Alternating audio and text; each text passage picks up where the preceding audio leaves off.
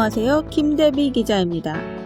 2016년 4월 7일 중국 닝보에서 북한 식당 종업원의 탈북은 국정원의 지시로 이루어졌다고 당시 북한 식당 지배인이 JTBC와의 인터뷰에서 밝혔습니다.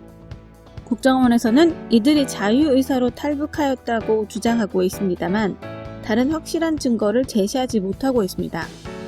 따라서 박근혜 정권 당시 국정원 주도로 유인 및 납치가 진행되었다는 보도가 신뢰를 받으면서 국민에게 큰 충격을 주고 있습니다.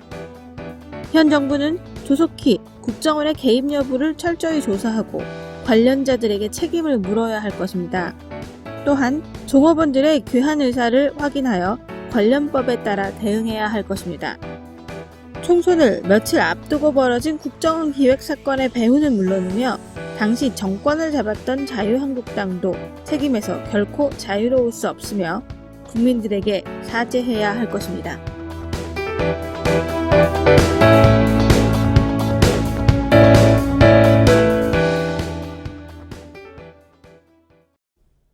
촛불 뉴스 32회 방송을 시작하겠습니다. 첫 번째 소식입니다. 장준하 선생의 삼남 장호준 목사가 변호사를 통해 검찰의 요청에 따라 외교부에서 여권 효력 상실 조치를 해제했다는 연락을 받아 여권을 재신청했다고 페이스북을 통해 전했습니다. 박근혜 정권 시절 2016년 4.13 총선을 앞두고 해외에서 선거법 위반 혐의로 장 목사의 여권이 무효화되었는데요. 이 철회를 위해 최근 청와대 청원이 진행되기도 했었습니다. 장 목사는 여권이 발부되기까지 시간이 걸리기는 하겠지만 일단 여권에 관한 어려움은 해결되었기 때문에 동지 여러분에게 고맙다는 인사와 함께 이 소식을 전한다고 알렸습니다. 다음 소식입니다. 지난 13일 히로시마 평화공원에서 500m 정도 떨어진 혼카와 공원에서 조선학교 고교 무상화 정책 배제 취소를 요구하는 히로시마 조선고급학교 평화집회가 열렸습니다. 이 집회에는 일본의 조선고급학교 고교 무상화 정책 제외 취소를 요구하는 민족교육의 미래를 생각하는 네트워크 히로시마 무상화 재판을 지원하는 모임, 히로시마 무상화 재판 변호단, 평화운동센터, 그리고 히로시마 조선 중고급학교 학생들과 교직원, 학부형 등 약 450명이 참가했습니다. 이날 평화집회에 참가한 히로시마 조선고급학교 김영웅 교장은 2017년 7월 19일에 부당 판결 후 학교와 109명의 원고는 이길 때까지 끝까지 싸운다고 굳게 마음 다짐하였다고 말했으며 히로시마 조선고급학교 3학년 김진아 학생은 우리에게는 꼭 지키고 싶고 지켜야 하는 것이 있다. 그것이 바로 민족교육이고 우리 학교이다. 그리고 피와 땀으로 지켜오신 선대들의 넋이다. 부당 판결을 받았지만 단념하지 않고 계속 투쟁해 나가겠다고 대표 발언했습니다. 오전 11시에 혼카와 공원을 출발해 히로시마 평화공원과 원폭돔으로 이어진 거리 집회에서 시위 참가자들은 조선 학교에도 고교 무상화 적용을, 조선 고급 학생들도 같은 고등학생이다, 차별 반대 등을 외치며 시민들에게 조선학교 고교 무상화 정책 배제의 부당함을 호소했습니다. 또한 히로시마 조선 중고급부 학생들은 굵어진 빗줄기에도 아랑곳하지 않고 아리랑 음악에 맞춰 우리의 가락과 춤으로 1시간여 공연을 하여 많은 시민의 눈길을 끌었습니다. 다음은 앞으로 있을 행사 소식입니다. 이바라기 조선학교 학생, 재미교포 학생, 그리고 한국 학생과의 교류 행사인 이바라기 우리 학교 체험 투어가 7월 26일부터 29일까지 일본에서 열립니다. 자세한 내용은 포스터를 참고해주세요. 남북 경총 통일농사 협동조합에서 출자 조합원을 모집하고 있습니다. 통일농사 협동조합은 남북 경협 법인이며 조합원들은 북녘 땅에서 통일농사를 함께하며 백두산 관광을 비롯한 여행 할인 등의 혜택을 받게 된다고 합니다. 자세한 내용은 포스터를 참고해주세요. 지금까지 해외 소식이었습니다. JNCTV에서는 여러분의 후원을 기다리고 있습니다. 화면에 나가고 있는 후원 정보로 여러분들의 정성과 관심을 보내주시면 유익한 방송을 만드는데 귀하게 사용하겠습니다. 그리고 전 세계에 계신 분들의 광고 의뢰도 받고 있습니다. 자세한 광고 문구는 JNCTV 이메일 jnctv2017@gmail.com으로 문의하시기 바랍니다.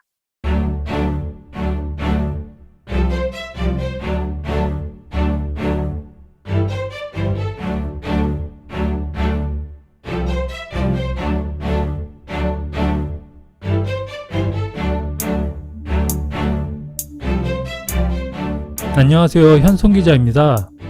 지난 4월 남북 정상회담이 성공적으로 마치면서 남북관계에 봄이 오기를 기대하는 분들이 많으실 텐데요. 그 중에는 7년 동안 한결같이 북송을 요구한 평양시민 김연희 씨도 계십니다. 얼마 전에는 평양에 계신 김연희 씨 어머님의 건강이 안 좋아지셨다는 소식이 있어서 가슴이 아픈데요. 오늘은 김연희 씨를 연결해서 자세한 이야기를 들어보겠습니다. 김연희 씨 안녕하세요. 네, 안녕하세요. 평양시민 김연희 씨 국내외에서 많이 이미 알려져서 유명한데요. 간단한 본인 네. 소개 부탁드립니다. 저는 평양에서 태어나서 한 42년 동안을 평양에서 살다가 2011년, 7년 전에 중국에 해외여행 나왔다가 인신매매를 일삼는 탈북 브로커한테 속아서 여권을 빼앗기고 번이 아니게 여기까지 남쪽에까지 오게 됐고요. 국정원에 들어간 첫날부터 나는 브로커한테 속아서 잘못 왔다, 고향에 보내달라, 단식 투쟁을 하고 막 애원하고 노력했지만 덕방에 갇혀서 전혀 고향으로 갈 길을 찾을 수가 없었고요. 국정원이 저에게 대한민국 국민으로 살겠다는 서약서 한 장만 써라. 이거 안 쓰면 너 죽을 때까지 여기서 나갈 수 없다. 설사 내가 국정원에서 죽는다고 해도 내가 여기서 죽었다는 걸 알 수 있는 사람은 세상에 단 한 명도 없을 것이다. 이렇게 강압하고 압박을 해서 석 달 만에 저는 그냥 살아서 가족한테 가고 싶다라는 한 가지 생각으로 전향서를 쓰게 됩니다. 덕방에서. 그래서 그 전향서를 쓰고 다음 날이야 밖으로 나오게 돼요. 하지만 남쪽에서는 여권을 해주면 나중에라도 북으로 가족이 있는 고향으로 도망갈 수 있다면서 현재 7년이 넘는 지금까지도 여권을 전혀 안 해주고 있습니다. 그 기간에 제가 밀항도 시도하고 위조 여권도 만들어보고 셀프 간첩 자진 신고도 해보고 하지만 끝내 고향길은 찾지 못했고요. 하지만 현재는 남녘에 많은 분들이 저를 지지해주고 응원해주는 분들이 많으셔서 김연희 성안준비 모임이 꾸려져서 그분들이 도움으로 성안운동을 열심히 벌이고 있습니다. 현재는 대구에 거주하고 계신가요? 네네, 대구에 살고 있죠. 그럼 저는 좀 이해가 잘 안 갔던 게 배를 타고 한국에 오셨다가 국정원 조사를 받고 다시 돌려보는 경우가 있는데 그게 육로를 통해서 들어온 경우는 해당이 안 되나 보죠? 그게 육로나 바닷길이나 땅길이나 이런 걸 논하는 게 아니고 그냥 북쪽 사람인데 잘못돼서 남쪽에 왔으면 당연하게 국제법에 의해서 우리는 남과 북은 한 형제라고 하지만 아직까지 유엔에는 2개 국가로 등록이 되어 있습니다. 예, 2개 나라로 존재하고 있기 때문에 국제법에서 다른 나라 국민을 강제로 옥류하는 거는 이거 위반이 되는 거죠. 범죄죠. 그래서 저는 조선민주주의인민공화국 여권을 가지고 있던 사람이었습니다. 제가 전향서를 쓰게 됐던 기본 또 원인은 강압도 있었지만 15년 전에 비전향 장기수분들이 평양에 돌아가셨고 또 몇 년 전에도 배로 타고 왔다가 전환당해서 잘못돼서 남쪽에 왔다가 다시 올라간 사례가 있습니다. 그래서 저도 그렇게 처음부터 제가 이게 잘못돼 왔 거다 보내달라 하면 내 고향에 보내줄 줄 이렇게 믿고 있었죠. 배를 타고 온다거나 이런 사람들은 자기 어떤 몇 명에서 이렇게 잘못돼서 왔지만 네. 저는 브로커한테 속아서 탈북자 대열에 인입돼서 들어왔던 게 참 다른 사례죠.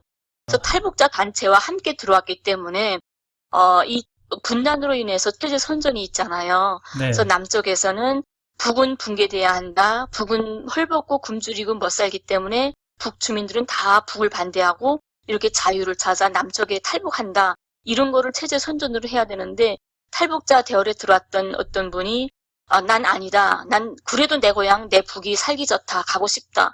하고 다시 돌려보낸다면 현재 여기 남쪽에는 3만 명의 탈북자가 있습니다. 네. 이분들이 통일부 자료에 의하면 23.2%가 다시 재입북해서 북에 가고 싶다고 말을 하고 있다고 합니다. 이 사람들이 현재 선례가 없기 때문에, 보낸 사람이 없기 때문에 말 못하고 국정원 압박에 무서워서 나서지 못하지만, 국가에서 이런 선례를 한 명만 만들어 놓는다면 너도 나도 가겠다고 나설 거거든요. 이거를 국가적 입장에서는 막을 수가 없는 겁니다. 네, 알겠습니다. 그러면 네. 혹시 유엔 같은 국제기구에 도움을 청하신 적이 있으신지요? 네, 저도 유엔 인권보좌관 분과 담화도 했고, 또 거기에 청원서도 보냈고, 평양에 있는 저희 가족도 유엔 유엔 인권위원회. 예, 거기다가 편지도 했지만, 뭐 유엔 자체가 어떤 공정한 이런 것 떠나서 미국의 주도하에 이루어지는 평양이 있지 않습니까? 네. 그렇기 때문에 남쪽의 모든 정치나 모든 하나하나의 일상들이 미국의 주도가 없이, 미국의 역량이 없이 혼자 할 수 있는 게 있을까? 이런 게 참 안타까운 상황인 것 같습니다. 네, 알겠습니다. 북에 계신 어머님께서 건강이 안 좋다고 들었는데요. 네. 이에 대한 것도 조금 설명 부탁드립니다. 제가 7년 동안 혈육 한 점 없는 남쪽에 와서 힘든 생활을 하지만 어떤 때는 이런 생각도 합니다. 내가 다른 나라에 떨어졌으면 오늘까지 살아있을 수 있었을까? 말도 안 통하고. 하지만 내가 내 남녘 형제들, 내 동포들한테 왔기 때문에 7년 동안 살아있을 수 있었고, 정당에는 내 가족한테 갈 수 있는 희망을 가지게 되지 않았을까? 이런 거부감을 또 가지고 있습니다. 제가 제일 힘들 때 저한테 옆에서 부모가 돼주고 가족이 돼줬던 분들도 바로 따뜻한 내 남녀 형제분들이었어요. 그래서 제가 정말 행운한 게, 외신이나 또 여기 국내 기자들도 북에 가거나 이런 기회가 있으면 꼭 저희 가족들 만나서 인터뷰도 하고 뭐 선물도 전달해주고, 네. 이래서 심심치 않게 북의 가족들의 소식을 알고 있습니다. 또 작년에 10월에는 지금 남쪽에서 저희 다큐 영화를 찍고 있어요. 그 감독님이 남쪽 분은 북에 못 가잖아요. 그렇죠. 그래서 스웨덴 감독분을 섭외를 해서 평양에 열흘 동안을 보냈습니다. 그래서 열흘 동안 저희 가족과 함께 하면서 일상생활을 다 찍어왔죠. 동영상을 보니까 어머니가 시력이 점점 약해지는데 그래도 아직은 벌 수 있다며 혼자서 식사도 하시고 그러시더라고요. 그리고 또 작년 말에 재미 언론인 신은미 선생님이 가셔서 네. 저희 가족하고 화상통화도 할 수 있게 해줬어요. 그래서 서울과 평양에서 핸드폰으로 얼굴을 마주 보면서 울고 웃으면서 이런 감동적인 시간이 있었는데요. 이번에 5월 초에는 재미 언론인 진천규 기자님이 평양에 가셔서 저희 집에 가서 또 동영상을 찍어왔습니다. 거기에 12명 북정어분들의 어머니들이 우리 집에 가서 함께 즐거운 시간을 보내고 있더라고요. 영상을 보니까. 네. 근데 그 영상 속에 12명 부모님이 이런 말씀을 하십니다. 얼마 전에 김연희 여성의 어머니가 완전히 실명을 하셔서 전혀 볼 수 없다. 우리 12명 엄마들이 김연희 여성의 엄마를 부담고 땅을 치면서 통곡을 하고 울었다. 그 엄마를 보면서 우리 12명 엄마들도 남녘에 갇혀있는 우리 딸들을 기다리다가 저렇게 눈이 멀어서 못 볼 수도 있지 않을까. 저게 바로 우리의 모습이 아닐까. 이런 생각으로 두려웠다고 합니다. 그래서 그 말을 들을 때 참 너무 마음이 아팠죠.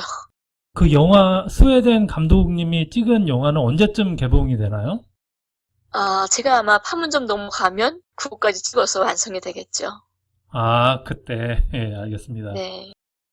이제 문재인 정부 들어서 남북 관계가 이전보다는 조금 좋아지고 있는데요. 그래서 네. 문재인 정부에 바라는 점이 있다면 어떤 점이 있나요?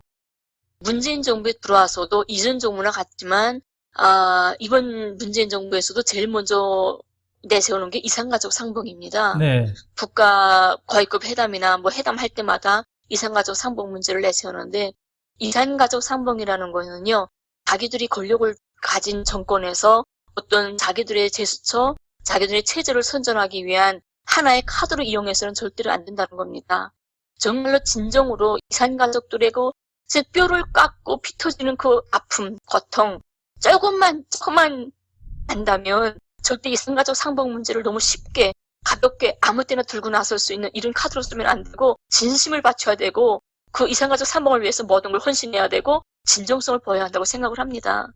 앞에서는 이산가족 상봉을 한다고 하면서 뒤에서는 이렇게 전쟁도 아닌 평화스러운 지금 현재에 엄마한테서 딸을 빼앗고 딸한테서 엄마 사랑을 빼앗는 이런 천추에도 하지 못할 이런 이산의 이런 생리별을 만드는 이런 정권에서 어떻게 이산가족의 아픔에 대해서 말할 수 있을까?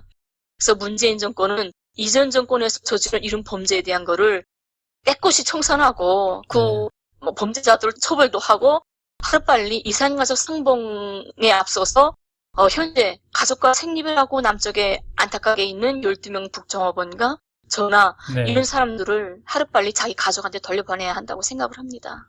네, 저도 이번에 8월 15일 날 그때 이산가족 때 김여희 씨가 북송을 했으면 좋겠다. 정말 간절히 바라고 있습니다. 네, 감사합니다. 그리고 이 방송을 듣고 있는 우리 해외 동포들에게도 드리고 싶은 말이 있다면 어떤 점이 있나요? 해외 동포 여러분, 우리는 어디 살든 어떤 삶을 살든 한 형제고 한 동포고 한 가족입니다. 언젠가는 정말 내 나라 내 조국에서 소리치면서 함께 어울려서 안고 울고 웃어야 할 하나의 가족입니다. 현재는 정말 이 분단 때문에 세계 각국에 헤어져서 이산의 이런 수품으로 살지만 핏줄은 하나이기 때문에 우리 민족은 우리 민족끼리 철저하게 우리 민족이 조국 통일 이루어야 한다고 생각하고 우리 8천만이 언젠가는 정말 하루빨리 통일된 우리 조국에서 모여서 함께 살아야 한다고 생각합니다. 그래서 그날까지 절대로 쓰러지지 마시고 나약해지지 마시고 힘을 도내서 멀지 않았으니까 그날까지 열심히 우리 조국 통일을 위해서 함께 해주시기를 간절히 바랍니다. 감사합니다. 예, 오늘 인터뷰 감사합니다. 네, 감사합니다.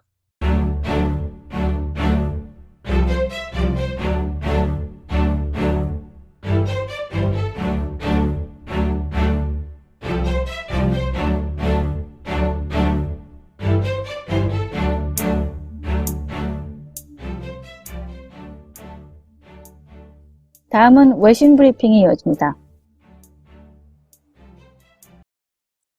안녕하세요. 김대비 기자입니다. 오늘 외신 브리핑에서는 세계 지도자들이 논평을 기고하는 프로젝트 신디케이트에 보도된 콜롬비아 대학 제프리 석스 교수의 비핵화가 미국에 주는 의미라는 제목의 5월 7일자 논평을 소개해드리겠습니다. 프로젝트 신디케이트는 작년 11월 문재인 대통령의 아세안에 지향하는 공동체는 나의 오랜 정치 철학인 사람이 먼저다와 같다는 제목의 기고문을 싣기도 한 유명한 언론입니다. 제프리 석스 교수는 거시경제 및 재건 분야의 세계적인 석학이며 전 유엔 사무총장 특별보좌관을 역임하기도 했습니다. 제프리 교수는 논평에서 미국이 북한의 핵 확산 금지 조약 조항 준수를 요구하며 이를 근거로 유엔 안전보장 이사회가 비핵화를 추구하기 위해 북한에 제재를 가하도록 촉구한 사실을 지적하면서 미국의 요구가 진정한 비핵화가 아니라 자신들의 핵무기 패권이라는 뻔뻔스러움이 놀랍다고 했습니다.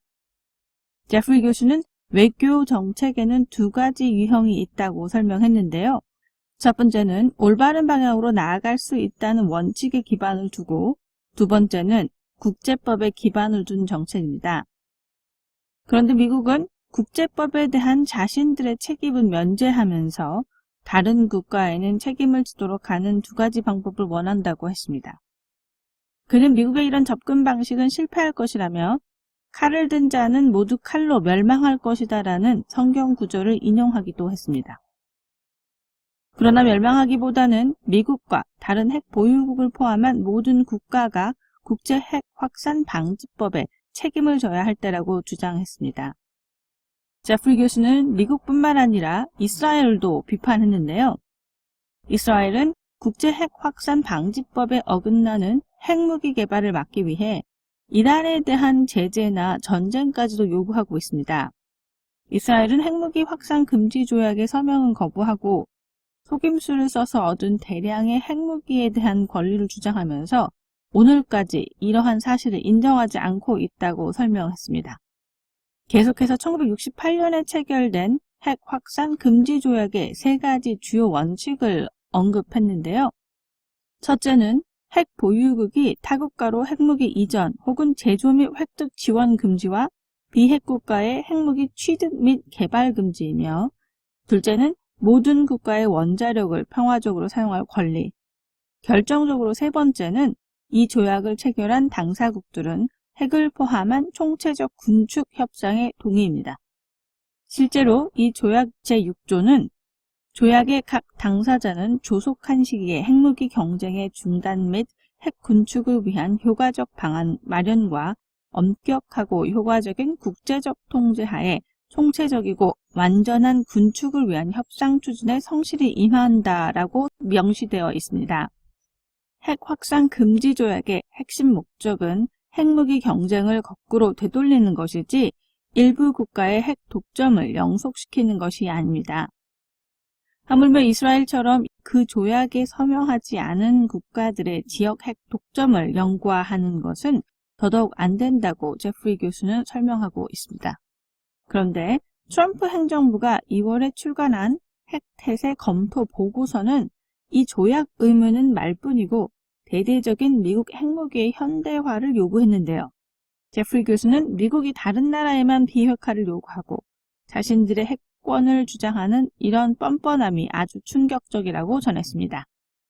또한 미국이 이 규정 준수에 실패한 것 이외에도 미국은 전 세계에서 전쟁을 일으키는 주요 국가라고 제프리 교수는 비판했습니다. 핵무기 프로그램을 폐기하라는 미국의 주장을 수용했던 이라크의 사담 후세인과 리비아의 무하마드 알카다피 두 지도자 축출 작전 등 정권 교체 노력에 지난 반세기 동안 보인 미국의 반복적인 관여는 국제법과 유엔 헌장에 위반된다고 지적했습니다. 제프리 교수는 끝으로 어찌됐든 신속하고 성공적인 북한의 비핵화를 촉구하면서 미국과 다른 나라의 핵무기 상황도 같은 무게로 다루어야 한다. 전 세계는 미국이 주도하는 세계 평화 속에 살고 있지 않으며 전 세계 수백만 명이 통제되지 않고 불안정한 미국의 군사기계에 의한 전쟁의 소용돌이 속에 던져졌으며 수십억 명이 핵 전멸의 두려움 속에 살고 있다고 말했습니다. 제프리 교수의 주장처럼 북한뿐만 아니라 전 세계 핵 보유국들도 자진해서 핵 폐기에 동참하길 간절히 바랍니다. 국제법과 유엔 헌장을 무시하면서 미국이 개입한 전쟁이 선량한 사람들에게 미치는 영향을 미국이 빨리 깨닫고 전쟁 없는 세상을 만들기 위해 노력하길 바라며 오늘 외신 브리핑 여기서 마치겠습니다.